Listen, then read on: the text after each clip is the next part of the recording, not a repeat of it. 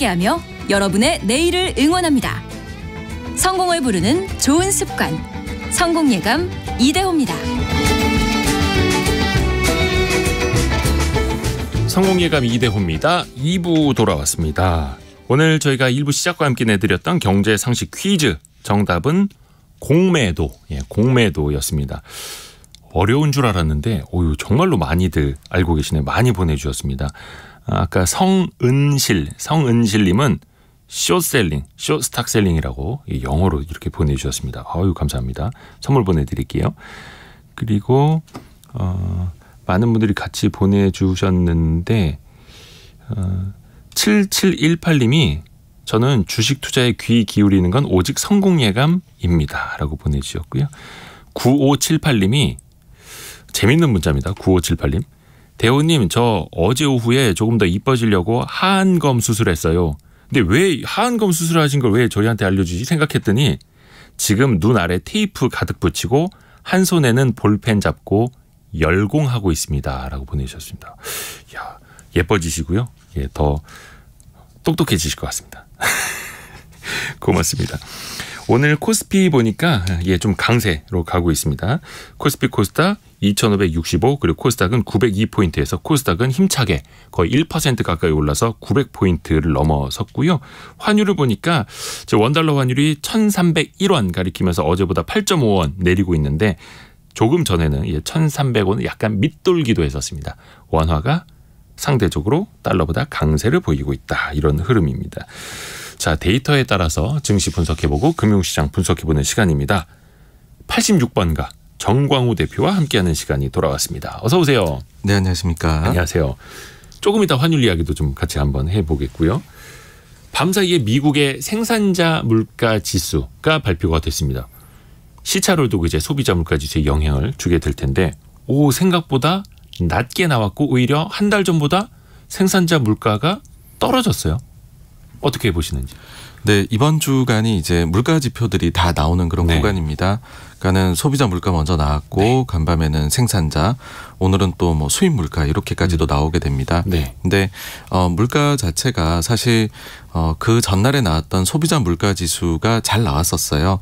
하지만 그럼에도 불구하고 그날에 보시게 되면은 이슈 자체를 물가라는 것보다는 연준의 FOMC 회의 의사록이 나왔는데 거기서 침체가 언급이 되면서 그게 이슈를 다 가져가 버려서 물가 자체는 크게 뭐 증시가 소화를 못했던 것 같아요. 근데 어제 나오게 된 사실 이제 우리가 예전 같으면은 소비자 물가 하나만 봅니다. 뭐 생산자나 다른 것들까지는 안 보는데 요즘 물가 너무 이슈니까 보는 것인데 생산자 물가도 낮게 나왔다고 하니까 그러니까는 물가가 정말로 잡혀가는 것이냐 그런 생각이 사실은 또 뭐 하루 늦게 종합적으로 반영이 된 게 아닌가 그렇게 보고 있고요. 어쨌든 물가는 좀 우려했던 거 대비해가지고서는 빠르게 안정을 찾아가고 있다. 그런 데이터들이 계속 나오고 있다로 봐야 될 것 같습니다. 일단 밤사이에 생산자 물가지수, 미국의 한 달 전 생산자 물가지수는 예상치가 한 달 전보다 0.1% 오를 것이다 였는데 한 달 전보다 0.5% 내렸죠. 그러면서 이제 좀 시장이 안도를 했고 말씀하신 것처럼 그보다 먼저 발표가 됐던 소비자 물가 지수는 이제 미국 겁니다. 3월 거고 전년 동기 대비 5.0%로 나타났죠. 시장이 한 5.2 정도를 예상을 했는데 시장 예상보다 이제 물가가 조금 더 진정되는가 보다 이런 흐름인 거죠. 네, 그렇습니다. 그러니까 물가가 생각해 보시면 작년 6월 달에 9.1%였었거든요. 그러고 나서 내려오다가 올해는 뭐 6%대 하다가 이제는 또 5%. 98765까지 온 거죠.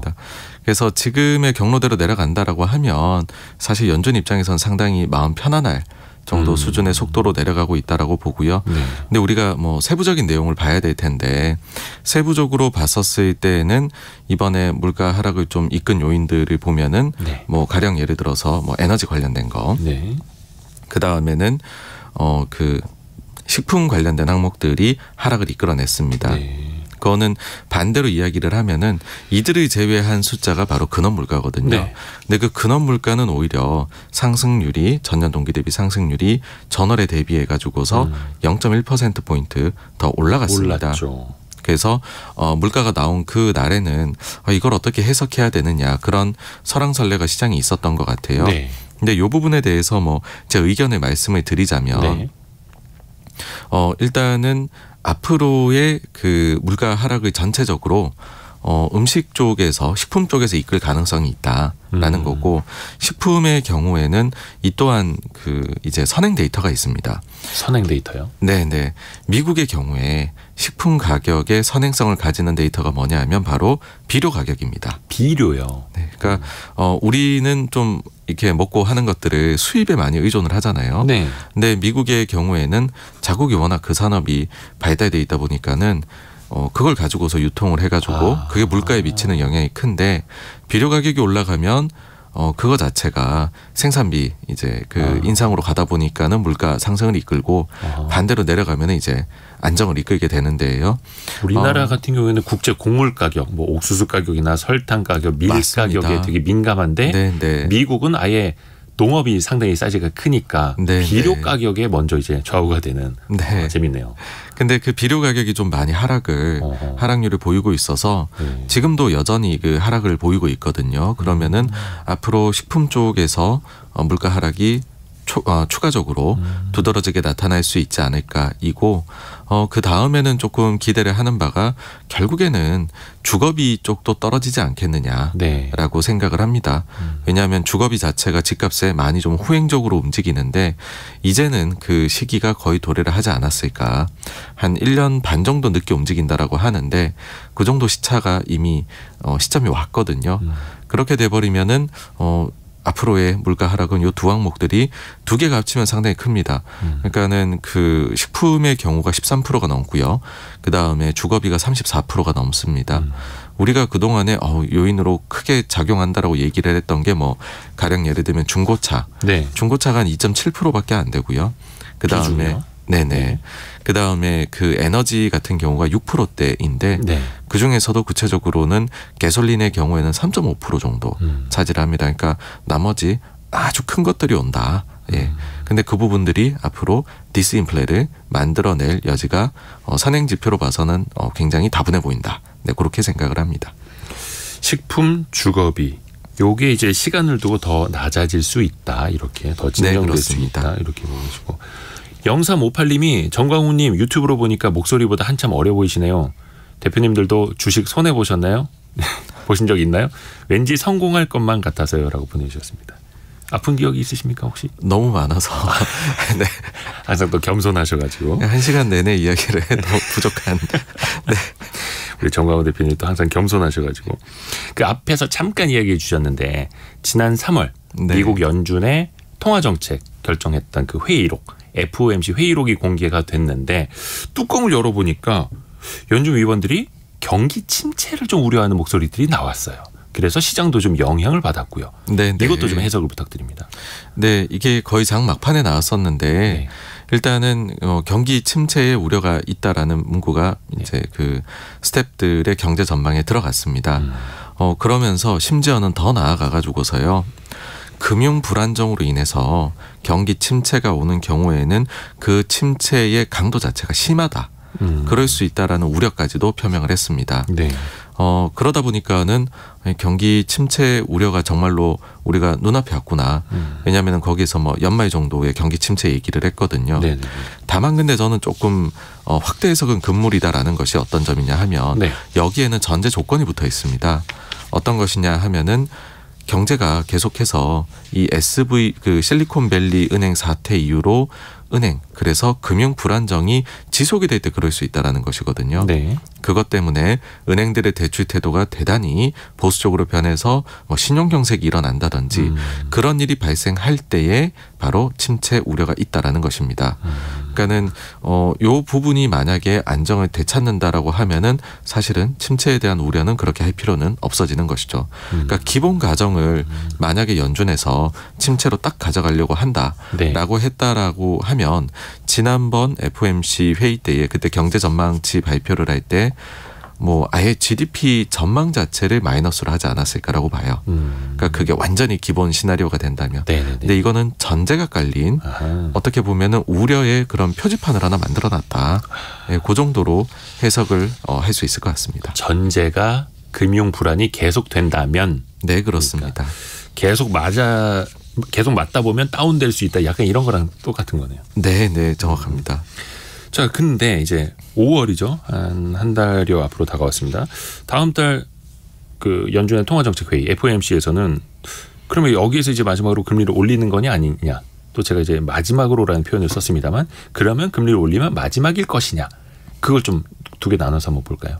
가능성 측면에서. 그 지금 말씀해 주신 부분이 초미의 관심사입니다. 그러니까 최종 금리가 어느 수준이냐 여기에 대한 부분인데요. 사실 연준의 인사들이 몇 명 유력 인사들이 나와서 우리가 최종 금리를 이런 식으로 어느 정도 가늠해 보일 수 있다라고 기준점을 제시를 해둔 게 있고 그걸 한번 소개를 시켜드릴까 합니다. 그 첫 번째가 어떤 게 있냐 하면은 지금 뉴욕연은 총재를 하고 있는 그 인사가 본인이 볼 때에는 근원 PC 물가 대비해서 기준금리를 1.5% 정도 위로 갖다 놓으면 충분히 제약적인 금리 즉 최종금리 수준이 될 것 같다라고 얘기를 했어요. 그러니까 개인 소비 지출 물가 지수를 기준으로 해서 그것보다 1%포인트 정도 높으면 네, 그러니까 그 중에서도 근원 물가 기준에서 1.5% 정도. 근원을 기준으로 해서. 그러니까 사실 이게 대단한 공식은 아닙니다. 왜냐하면 과거에 평균을 해보면 그 정도 높았었거든요. 네, 과거 평균으로. 네, 그래서 그 숫자를 기준으로 보게 되면 연준이 올해 경제 전망을 할 때 근원 PC 물가, 근원 개인 소비 지출 물가를 3.6%로 봤더라고요. 그럼 거기에 1.5를 더하면 5.1. 그러면 연준이 이제 범위로 제시를 하니까 기준금리를 5에서 5.25가 되는 것이고 지금 대비해서 한 번 더 올리면 되는 거거든요. 그러다 보니 얘기가 나오는 게 인플레이션에 대한 전망이 바뀌지 않는다면 그러니까 사실 최근에 나오는 걸로 봐서는 오히려 더 낮게 나오고 있죠. 그렇다라고 하면은 만약에 5월에 인상한다면 그게 마지막이지 않겠느냐. 근데 또 한 가지 기준을 제시한 연준 인사가 있는데 매파로 유명한 제임스 블라드입니다. 블라드 같은 경우에는 두 가지로 줬어요. 좀 관대한 기준, 그다음 덜 관대한 기준으로 해서 두 가지를 했는데 아직 그 개인 소비 지출 물가는 3월치가 안 나와서 2월치 기준으로 봐야 되는데 그걸 기준으로 그 사람의 말을 대입을 공식에다 해보면 2월달 이제 개인 소비 지출 물가 기준으로 해서 봤을 때 관대한 기준으로 보면 4.75%면 최종금리다. 끝나는. 네, 그러니까 사실 이미 끝났다라고 볼 수 있고요. 그 다음에 이제 덜 관대한 기준으로 올해 연간 경제 전망 연준이 3.6% 한 거 가지고 와서 넣어보면 4.9%가 나옵니다. 역시나 4.75에서 5% 사이거든요. 그러다 보니까 블라드가 매파로 분류가 되는데 그 사람의 공식대로 그대로 그냥 시키는 대로 해보니 최종금리가 거기더라. 그러면은 앞으로 금리 인상을 안 할 수도 있는 것 아니냐. 그러다 보니까 지금 향후 5월 달에 회의에서 금리를 인상할 것이냐 아니냐 가지고서 갑론을박이 이제 펼쳐지고 있는 거고요. 확률 패드와치에서 확률로 제시를 하지 않습니까? 거기서 보시게 되면은 한 3분의 1 정도는 동결하지 않겠느냐. 3분의 2 정도는 그럼에도 불구하고 한 번 더 올리지 않겠느냐. 그 정도 확률로 가격 반영이 되어 있고 이거는 아주 지극히 정상적인 반응이다라고 생각을 합니다. 근데 이런 질문도 한번 드려볼게요. 그러니까 지금까지 이제 미국의 기준금리 5.0%까지 올라오는 와중에 시장은 이제 여러 번 속된 말로 두드려 맞았죠. 빅 스텝으로 맞기도 하고 자이언트 스텝으로 맞기도 하고. 근데 이제 얼추 권투로 차지하자면 그 한 12라운드 온 것 같아요. 근데 마지막 12라운드에 한 대 더 맞고 끝나느냐 한 대 덜 맞고 끝나느냐. 과연 이게 시장 영향 측면에서 많은 의미가 있을지 좀 어떻게 보세요? 사실 이제 그런 생각이 드실 겁니다. 0.75씩도 올렸는데 이 마지막 0.25 가지고 도대체 왜 이렇게들 말을 많이 하느냐. 그러니까요. 사실 저도 기본적으로는 절반은 그런 생각이 있어요. 마음속에 절반은 금리를 처음에 크게 올려갈 때 어디까지 갈지에 대한 사람들마다의 예상치는 너무나도 달랐거든요. 누구는 2일 것이다, 4일 것이다, 6일 것이다. 그때가 사실 금리 예상이 더 중요했다고 봐요. 지금은 어찌 보면 좀 작은 걸 가지고 얘기를 한다 해서 중요도는 그때에 비해 떨어지는 게 사실입니다. 하지만은 여기에서 과연 어디까지 올리냐, 이번에 올리느냐 마느냐를 중요하게 그렇다고 해서 중요도가 없는 건 아니거든요. 왜 중요하냐 하면은 한 번 더 올리는 그 자체보다도 더 중요한 것이 그래서 언제 낮출 것이냐가 여기에 이어지다 보니까 그 시기가 더 빨라질 것이냐 아닐 것이냐 이걸 여기에서 판단을 해보고 싶은 거거든요. 그러다 보니까는 이토록 논쟁이 아주 과열될 정도로 펼쳐지고 있다라고 보시면 될 것 같고요. 그러니까는 그런 이야기가 나오는 거는 실은 이제 원래 금리를 올려놓고서 그 다음에 금리를 내리려고 하면 그거는 경제가 많이 안 좋아서 연준이 어떻게 보면 끌려가듯 내리는 경우들이 과거에는 많았어요. 네. 그런데 좀 특이한 경우들이 있습니다. 언제냐면 인플레가 많이 높게 나타났을 때 금리를 인상했다. 그 다음에 인하하는 경우에는 단순히 경제 상황을 따지는 것이 아니라 인플레 자체가 좀 잦아들면은 금리를 내릴 수 있는 여지가 경기하고 무관하게도 생긴다라는 거죠. 네. 그래서 많은 분들께서 금리 인상을 하고 나중에 내릴 때가 진짜 문제다라는 말씀들 하시지만 아마 이 얘기는 제가 앞으로도 거의 한 1년은 더 할 것 같거든요. 그러니까 만약에 이제 금리 인하하게 되면 정말로 경제가 그만큼 안 좋으니까 내리는 거다. 막 이런 거죠. 네.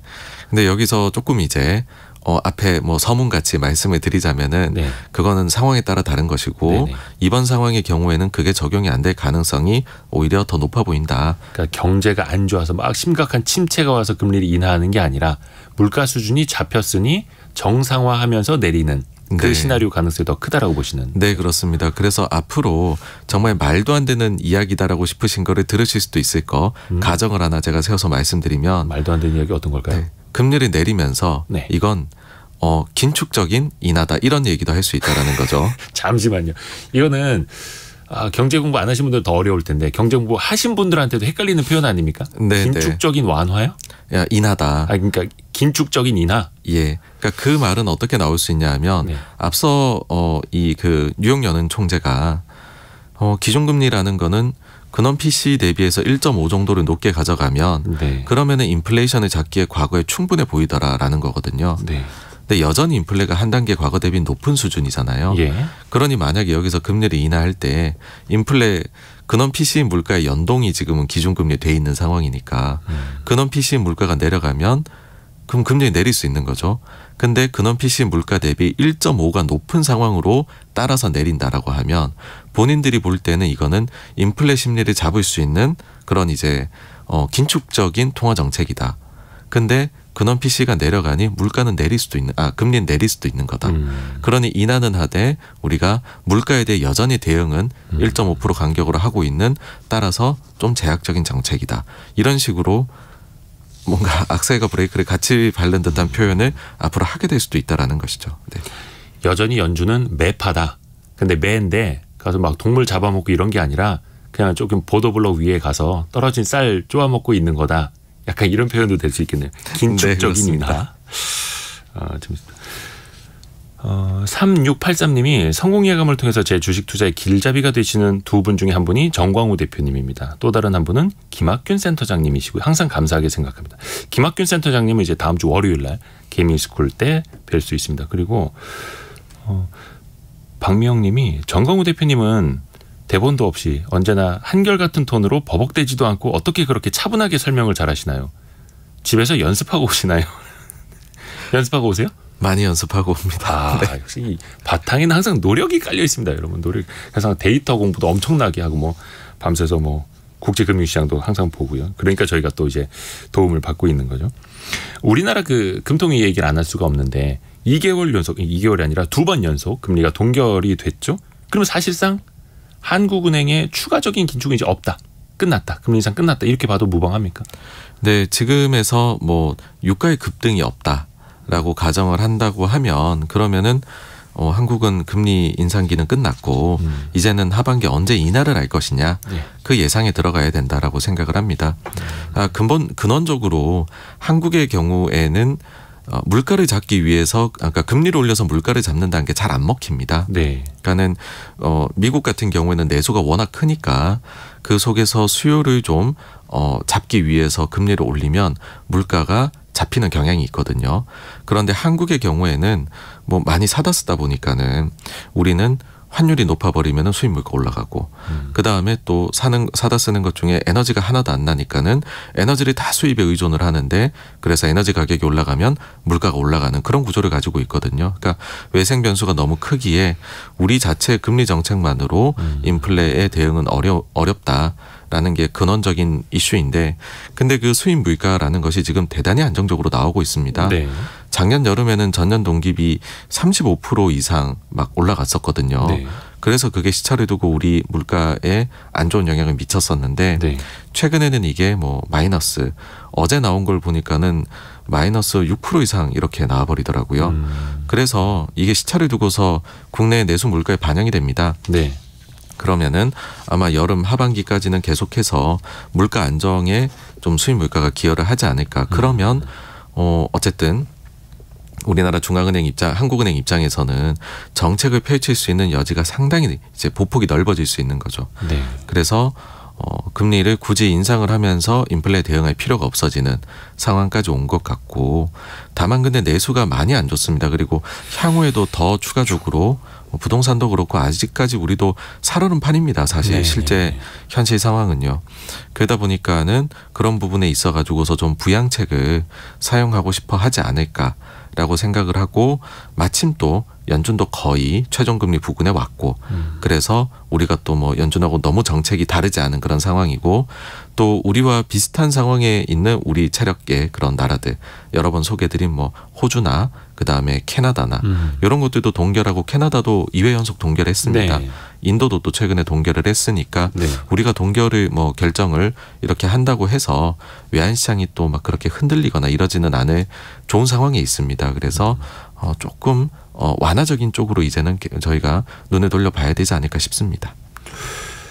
오늘 환율은 뭐 한 1,301원 정도 가리키고 있고, 한 1,299원 조금 전에 잠깐 갔다 오기도 했었는데, 한미 간의 이제 금리 차이가 원체 크다 보니까 1.5%포인트, 또 5월에 만약에 0.25%포인트 한 번 더 올리게 되면 한미 간의 금리 차는 1.75가 되는 거죠.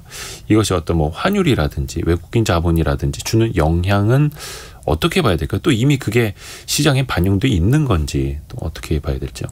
저는 시장에 이미 다 반영이 되어 있다라고 생각을 합니다.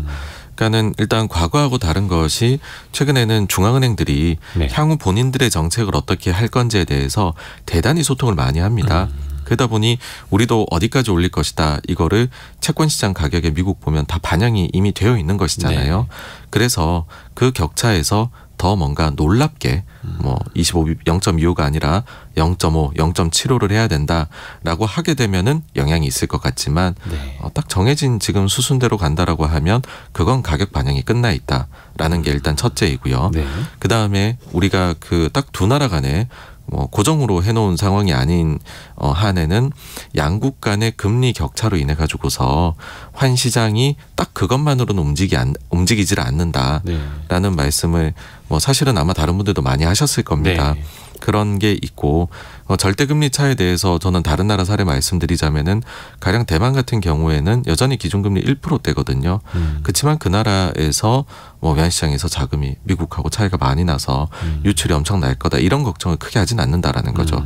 그러니까 그 자국의 사정에 맞게 이제 하면은 되는 부분이 있다. 이고, 그리고 저는 좀 더 오히려 긍정적인 기대를 해보는 점은 뭐냐 하면, 네.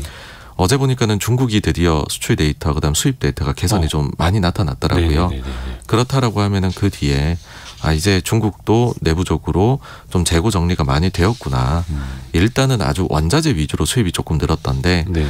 그 다음에는 중간재 이런 것들을 또 수입을 하지 않을까. 그래서 드리고자 하는 이야기는 뭐냐 하면은, 한국의 수출이 대중 수출이 망가지면서 한국 수출이 많이 망가졌거든요. 그렇죠. 지금 그게 참 걱정이죠. 네, 그 부분이 좀 나아지게 되면 네. 우리 뭐 무역 수지나 나아가 경상 수지 쪽에서도 좀 양호한 흐름이 나오게 되면 외환 시장의 안정이 오히려 더 나타나지 않을까. 그래서 양국의 금리 차이보다도 이런 경기적인 요인을 더 많이 보시면 우리나라 환율 설명하기에 설득력이 더 높을 것 같습니다.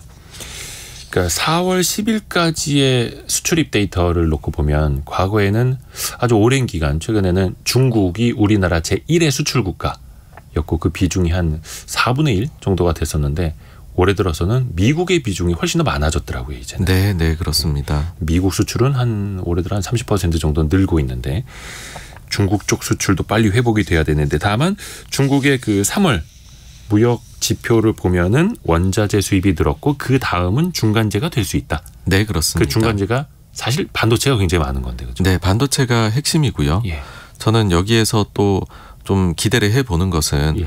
마침 또 요 부분으로 해서 삼성전자가 그때 실적 발표를 할 때 감산에 대해서 이야기하면서 계속해서 주구장창 빠지기만 하던 반도체 가격이 지금 좀 바닥권에서 뭐 올라가는 날도 있고 그러거든요. 그러니까 스팟 가격이라고 하는 이제 시장 가격이 그러니까 메모리 반도체 가격이 실제로 네, 오른다라는 거죠. 네, 예. 그렇게 되면은 우리가 수출 가격이 좀 회복을 하게 되면 일단 거기에서부터 수출 우리 부진했던 거가 이제는 바닥을 찍고 좀 올라가는 그런 계기가 되지 않을까라고 기대를 해봅니다. 아, 좋습니다. 잠깐 이제 뭐 중국 얘기도 했는데 일본 얘기 잠깐만 해볼까요? 일본 중앙은행 우에다 가즈오 총재가 최근에 이제 취임을 했습니다. 네네. 그래서 이분이 과연 그 아베노믹스라고 하는 금리 완화 정책을 계승을 하느냐 조금이라도 수정을 하느냐 이게 되게 이제 관심을 모았는데 네. 이분은 그냥 계속 계승하겠다, 이어가겠다 이렇게 말하더라고요. 네, 드디어 구로다가 물러났습니다. 네, 구로다 총재. 네, 엄청나게 오래 했었는데 구로다 총재가 물러났고 후임이 왔는데 그러다 보니 이 일드 커브 컨트롤이라는 뭐 인위적으로 10년물 금리를 특정 범위 안에 가두어두는 뭐 그런 정책이라든지요. 아니면은 QQ이라 그래가지고서 뭐 양적 완화와 더불어서 또 심지어 거기는 주식까지 ETF로 사는 이러한 정책들이 무리수라는 거죠. 사실은 너무 오래 하기에. 중앙은행이 돈을 찍어서 그걸로 주식을 사는. 네. 그런 부분에 대해서 실제로 지금 요번에 총재가 일본은행 총재가 된 사람도 과거에 이거를 비판을 했던 적도 있었습니다. 그래요. 예, 그러다 보니까는 이 정책을 언제 폐기할 것이냐. 네. 이게 시장의 관심사인데 일단 취임을 하면서는 그대로 유지를 하겠다. 사실 그 전에 임명이 됐을 때에도 계속해서 유지를 해나가겠다라고 얘기를 했거든요. 네.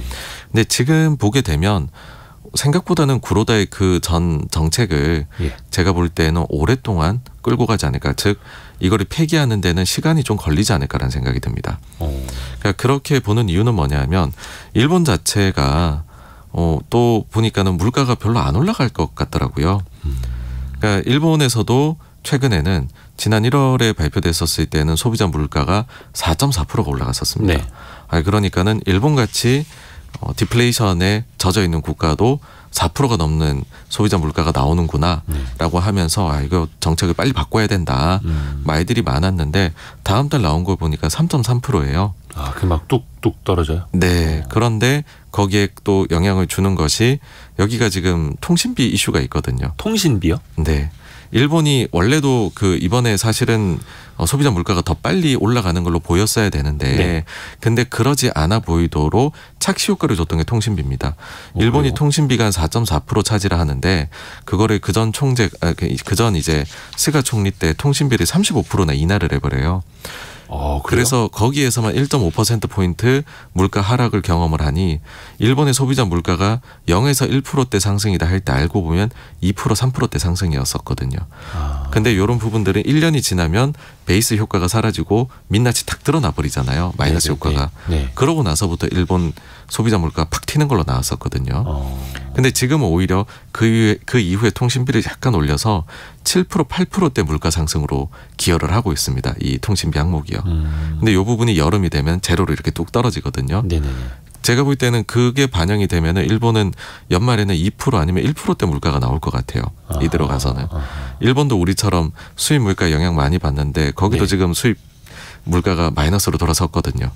그런 점들 봐가지고서는 물가가 굳이 안정적으로 흘러가면 그러면은 완화 정책을 굳이 긴축적으로 바꿀 이유가 없을 수도 있다라는 게 첫째고요.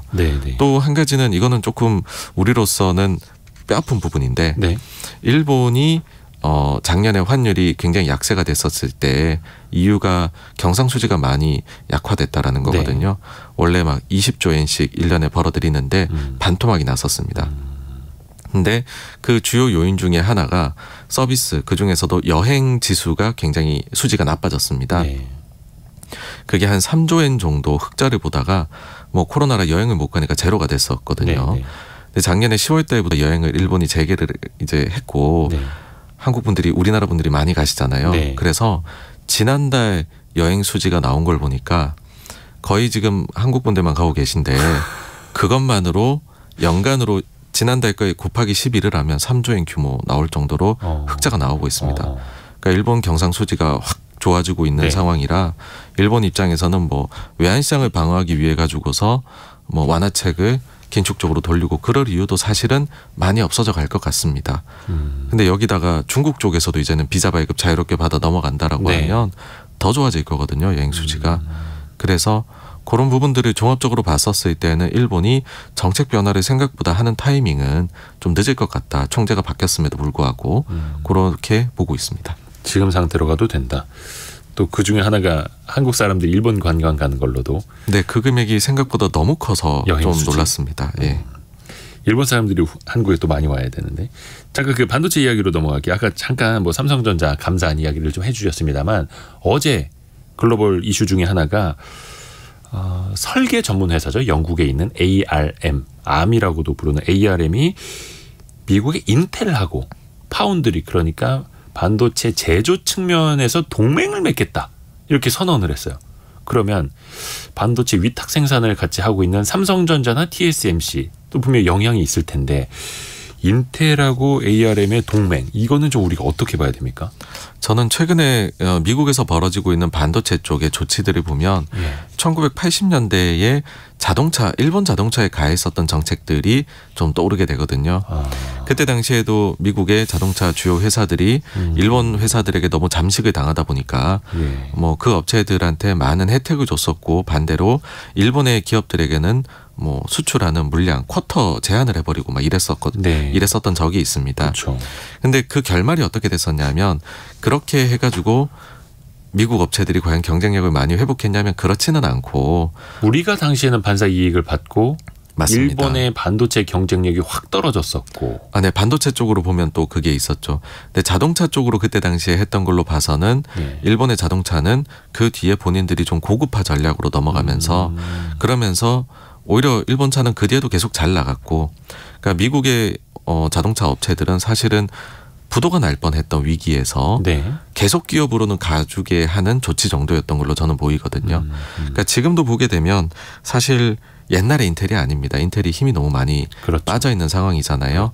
그런 상황에서 반도체 쪽도 너무나도 미래 기술을 위해서는 끌고 가야 되는데 미국 내에서 경쟁력 있는 기업이 없다 보니 그걸 최대한 살려내기 위한 미국의 조치들이다 이고, 이거는 우리가 뭐 그것 때문에 우리가 정말 힘들어요라기보다는 우리 스스로가 과거에 일본 쪽에서 이거를 뭐 도요타나 이런 데가 렉서스를 내서 극복을 한 사례가 있듯이 우리가 스스로 좀 다른 부분들에서 잘해서 극복을 해내는 방향으로 가게 되면은 저는 뭐 이거를 뭐 충분히 기회는 있다라고 생각을 하고요.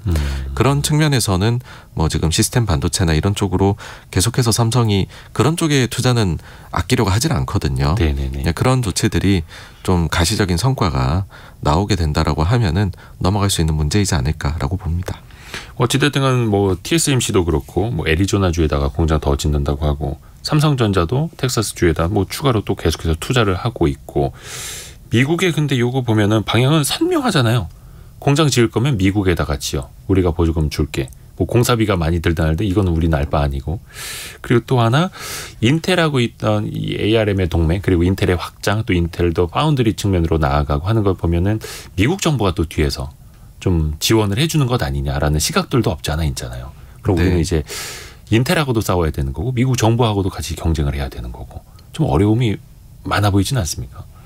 네, 그래서 삼성의 특히 이제 뭐 이거는 삼성에 대한 얘기를 할 수밖에 없고 삼성의 경우에 새로운 먹거리에 대한 고민이 분명히 필요하지 않을까.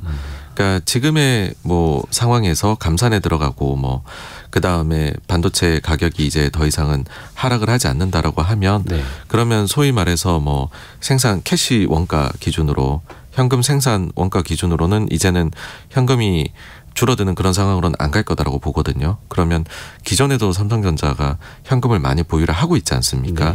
그걸 가지고서 좀 새로운 산업에 대한 진출이나 아니면은 그 기업에 대한 적극적인 인수합병 같은 걸 통해서 뭐 좀 새로운 성장 엔진을 달아 놓아야 이 부분을 슬기롭게 넘어갈 수 있지 않을까라고 생각을 해요. 사실 이쪽에서는 우리가 뭐 더 대응을 어찌저찌 할 수 있을 만한 부분이 현실적으로 봤었을 때에는 우리가 뭐 그렇다고 공장을 안 지을 수도 없는 것이고 미국 쪽에다가 팔지 않을 수도 없는 거고 뭐 핵심 기술, 원천 기술은 미국 쪽에서 가지고 오지 않으면 안 되는 그런 것도 너무 많은 게 이 산업이잖아요. 그래서 그들의 뭐 요구에 어느 정도 응하면서 우리는 또 조금 비껴가 가지고서 우리 살 길을 잘 찾아내는 그런 전략이 필요하지 않나라고 봅니다. 좋습니다. 오늘 코스닥이 900포인트를 넘어섰고요. 코스피는 2565 가리키고 있고 코스피 같은 경우에도 작년 4분기쯤이었던가요? 2150선까지 떨어졌던 게 비하면 거의 400포인트 올라온 겁니다. 그렇죠? 네, 그렇습니다. 맞습니다. 예. 그리고 또 최근에 놓고 보면은 간혹 좀 미국 시장이 흔들려도 국내 증시는 좀 탄탄한 흐름들이 이어져요. 이 배경은 좀 어떻게 볼 수 있나요? 네, 그 배경은 아무래도 우리가 중국 쪽의 데이터들이 조금 올라오는 부분이 네. 한국이 수혜를 받지 않겠느냐라는 걸로 이어지는 것 같습니다. 네. 그래서 뭐 우리가 지금이야 수출이나 모든 것들이 많이 부진하지만은 네. 최악의 상황을 지나서 특히 대중 쪽에 부진했던 것이 우리나라 자체를 부진하게 만들었었던 요인인데 좀 해소가 되면은 제일 먼저 좋아지지 않겠느냐라는 게 첫째가 있다라고 생각하고요. 네. 그 다음에 두 번째는 국내에 투자하시는 분들의 투자 심리가 또 많이 개선된 점도 영향을 주는 것 같습니다. 작년에는 다 안 좋았거든요. 네. 아무리 호재가 나와도 이 회사가 잘하는 것 같아도 그 시장에서 인정을 안 해줬습니다. 올해 들어와 가지고서는 연초에 뭐 AI나 로봇주부터 해서 그 다음에 배터리 주식까지 막 되는 게 소위 나타났었어요. 좋은 게 있다라고 하면은 그걸 좀 과도하다 싶을 정도로 인정을 해줬고 네. 지금은 오는 그림이 그렇게 살아난 투자 심리가 확산이 되어 가는 것 같습니다. 다른 쪽으로요. 네. 그래서 오늘 이쪽의 섹터의 기업들은 왜 오르지라고 하는데 아무도 이유를 몰라요. 저도 주변에 물어봐도 오늘 여기가 오르는데 왜 올라갈까 모르겠는데요. 이런 얘기를 할 정도인데 그게 사실은 투자 심리가 옮겨가서 뭐 단순히 싸다라고 해서 살 수도 있는 거고요. 작은 이슈도 좀 크게 받아들여 가지고서 호재로 인식을 할 수도 있는. 그래서 이게 전형적으로 이제 우리가 아주 최악이었던 구간을 지나가지고서 좀 매수세가 들어올 때 초입에 보이는 현상이지 않느냐. 이런 현상은 계속해서 강화가 될 가능성이 저는 높지 않나라고 봅니다. 투자 심리가 전반적으로 확산이 되고 있다. 네. 그런데 뭐 투자 심리 측면에서 놓고 보면 이제 코스닥 쪽으로 압축해서 보면은 거의 뭐 2차 전지 그것도 양극재 기업 몇 개가 압축해서 지수를 끌어올리고 있고 코스닥 지수 상승률이 올해 들어서 뭐 30여 % 된다고 하는데 사실 이 양극재 기업 몇 개 빼놓고는 또 의미 없는 지수였다라는 평가들도 있고요. 이런 흐름들은 좀 어떻게 보세요? 저는 사실 뭐 제가 배터리 주식에 대한 전문가가 아니기 때문에 네. 이게 어느 정도까지가 적정 가격이고 앞으로 더 오를 수 있느냐 혹은 내릴 것이냐 이건 전혀 모릅니다만은 네. 투자 심리 측면에서 봐서는 한번 뭔가 이슈가 있으면 된다라는 걸 보여준 것 같아요. 그러니까 지금이야 그 종목이 없으면 내 수익률은 너무 나쁜데 여기에서 차별 소외감 너무 느낀다. 그렇게 보실 수 있지만 그러고 나니 다들 눈높이가 좀 높아지거든요. 네. 이 종목도 좋은 이슈가 나온 것 같은데 제2의 배터리가 되지 말라는 법이 어딨어 라고 하면서 갑자기 막 뭐 엔터주가 엄청 오를 때도 있고 네. 갑자기 금융주가 올라가고 갑자기 뭐 화학주가 올라가고 이런 식의 상황이 나오는 이거는 명백하게 확산이고 네. 앞에서 투자 심리에 한번 불을 확 지펴줬기 때문에 이런 현상이 나온다고 봅니다. 그래서 회복이 나오는 것과 더불어 가지고서 우리가 뭐 수출 데이터나 이런 게 좀 회복이 되면은요. 그런 것과 더불어 가지고서 괴를 같이 해서 계속 확산되는 쪽으로 가지 않을까란 그런 흐름의 중간으로 보입니다. 마지막으로 그러면 그 흐름이 돈의 흐름이 좀 어느 섹터로 어디로 좀 퍼지게 될지 뭐 예측을 부탁하는 건 아니고요. 좀 알려주시면 감사하겠습니다. 네, 아무래도 지금 우리가 제일 기대고 있는 쪽은 중국 쪽이 굉장히 우리가 장사를 하는데 부진했었습니다. 가장 안 좋았던. 네. 근데 중국 쪽에서 회복이 나타나고 있는 게 보이기 시작을 했고, 그래서 우리가 뭐 중국 쪽으로 수출이나 다양한 이런 부분들이 나아진다라고 하면 그 기업들이 아마 그 중에는 적자 보는 기업들 많을 겁니다. 네. 근데 이제는 우리가 상황이 좋아집니다라고 얘기를 하면 그에 따라 가지고서 시장이 좀 긍정적으로 반응을 해주지 않을까라고 생각을 하고 뭐 사실 우리나라에 너무 많은 기업들이 그쪽으로 그쪽의 영향을 중국 쪽에 영향을 받거든요. 그렇죠, 사실이죠. 그래서 사실 이렇게 말씀드리면은 그냥 눈 감고서 툭 찍어 보시면은 중국에 영향이 있는 기업들 이런 식으로 우리나라 뭐 종목들이 많이 나올 겁니다. 그래서 전체적으로 저는 그래서 이 이슈 자체가 퍼져가 가지고서 좀 개선세를 같이 이끌어내지 않을까 그런 생각을 합니다. 중국의 그 리오프닝 기대감으로 연초에는 좀 중국 관련주들이 좀 많이 관심을 받았었는데 한 두세 달 좀 잊혀져 있다가 한번 다시 공부를 좀 해봐야겠네요. 86번가 정광우 대표였습니다. 고맙습니다. 감사합니다. 자, 라디오 정보센터 뉴스 정리하러 갑니다. 정부는 최근 경제 동향 4월호에서 현재 한국 경제 상황을 석 달째 둔화 국면으로 진단했습니다. 수출과 설비 투자 등 제조 업황이 좀처럼 회복 기미를 보이지 않기 때문으로 분석했습니다. 국제통화기금 IMF는 반도체 업황 악화와 내수 둔화 때문에 한국의 올해 경제 성장률을 낮췄다고 설명했습니다. IMF는 반도체 사이클이 한국의 수출과 투자 양쪽에 영향을 미친다고 분석했습니다. 또 한국의 내수가 과거보다 약해지고 있다고 언급했습니다. 미국의 반도체법이 국내 반도체 기업에 심각한 악영향을 미칠 우려가 있다며 독소 조항을 완화해야 한다는 주장이 나왔습니다. 전경련 산하 한국경제연구원은 반도체법의 보조금 신청 요건이 과도하다고 지적했습니다. 지난달 미국 생산자 물가가 전달보다 0.5% 하락해 3년 만에 가장 큰 폭으로 떨어졌습니다. 생산자 물가가 큰 폭으로 내린 것은 미국 인플레이션 상황 해소에 긍정적인 신호로 해석됩니다. 지금까지 라디오 정보센터 조진주였습니다.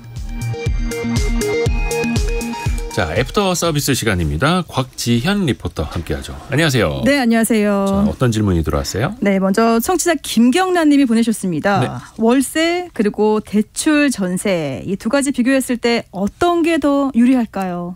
비교해봐야죠. 네. 그 전월세 전환율이라는 게 있는데 네. 쉽게 말하면 보증금 얼마당 월세 얼마인가 비교하는 거잖아요. 네. 근데 이거는 계산하기 조금 어렵긴 한데 인터넷에 그냥 전월세 전환율 혹은 전월세 전환 계산기 하면은 계산하는 게 바로 뜹니다. 네. 이거 뚝뚝뚝 두들겨 보시고 네. 전세대출 금리랑 비교를 해보시면 좋겠죠. 전세대출 금리가 비싸면 차라리 월세가 나은 거고 그렇죠. 전세대출 금리가 낮으면 대출을 받아서 전세 들어가는 게 나을 그렇죠. 거고. 네. 근데 최근에 네. 뭐 전세 좀 시장이 좀 사기도 있었고 문제가 많았죠. 그래서 월세가 뜨다가 요즘에 전세대출 금리가 내려가고 있어요. 그래서 월세 선호 현상이 다시 전세로 가는 것 아니냐 이런 전망들이 나오는 어떤 좀 초입 국면에 있는 것 같습니다. 네, 잘 따져보고 선택해야겠어요. 네. 자, 0419번님은 알뜰폰 쓰고 있습니다. 그런데 휴대폰 요금 줄이는 방법 있을까요? 이렇게 문자 보내셨어요. 이거 곽지연 리포터가 좀 알려주세요. 네, 제가 또 이렇게 아끼는 데는 선수거든요. 네. 우선 이 통신비 줄이는 방법을 보면요. 그러니까 집에 인터넷 쓰시잖아요. 네. 이걸 결합해서 할인받으실 수가 있고요. 결합 할인. 네, 또 한 가지는 가족끼리 한 통신사를 몰아서 쓰는 거예요. 네. 그러면 저 같은 경우에는 한 달에 한 5,000원 정도 할인받고 있고요. 또 통신사 이 장기 고객이라면 당연히 혜택 받으셔야겠죠. 그리고 사용하지 않는 유료 부가 서비스 나도 모르게 가입돼 있는 유료 서비스 있는지 꼭 확인하시고요. 네. 그리고 통신비 할인 카드로 통신요금 납부하면은 할인 받을 수가 있습니다.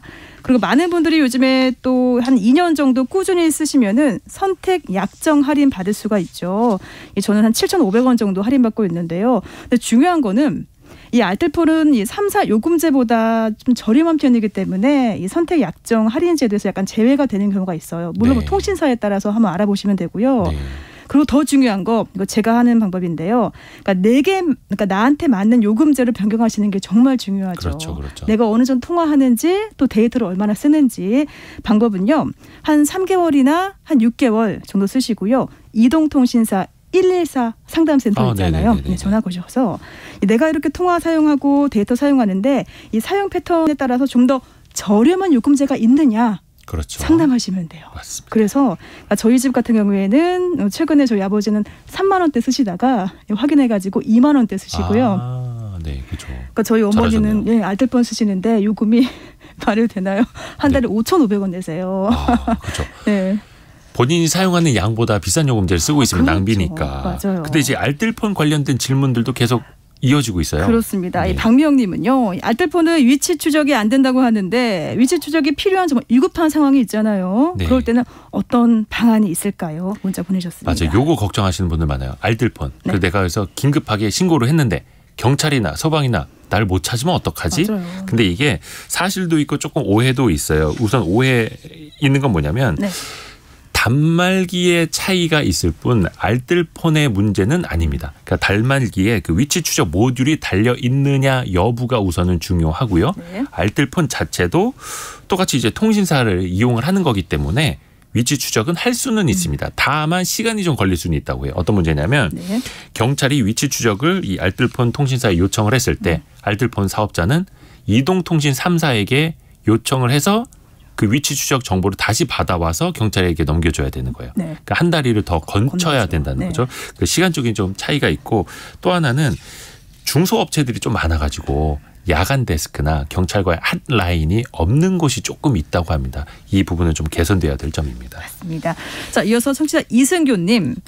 배터리를 한번 장착하면요, 이 차 수명이 다할 때까지 교체하지 않아도 되는 건가요?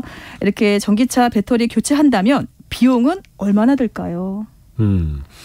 근데 네. 아직 전기차 타시는 분들 중에 배터리를 교체해야 될 정도로 오래 타거나 많이 타신 분들은 아직은 없을 거예요. 뭐 한 5년 뒤, 10년 뒤면은 많아지겠습니다만. 근데 한번 생각을 해보자고요. 배터리가 전기차 가격의 한 40% 정도를 차지한다고 해요. 네. 근데 예를 들어서 7천만 원짜리 전기차를 샀어요. 그럼 배터리 가격은 대략 한 2,800만 원 정도, 거의 3천만 원 가까이 되겠죠. 그렇죠. 근데 내가 차를 10년 타고 배터리 수명이 떨어졌으니까 배터리를 교체해야지.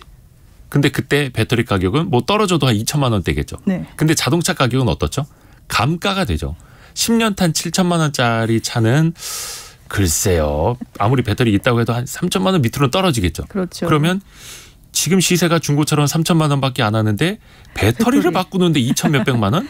그러면 그냥 신차를 사는 게 낫겠다는 그렇죠. 계산이 나올 수도 있는 거고, 물론 그 시절에 가봐야 정확한 계산이 되겠습니다만, 또 하나의 팁은 배터리가 비싼데 이걸 나중에 폐 배터리로 처리를 할 때는 돈을 받을 수가 있습니다.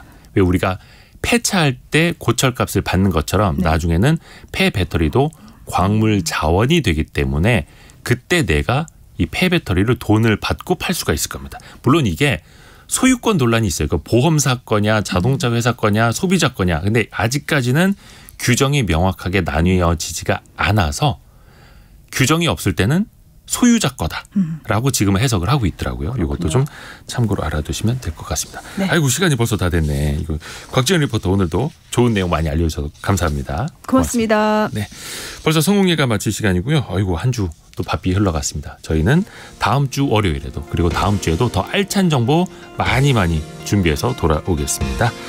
성공예감은 오늘도 여러분을 응원합니다.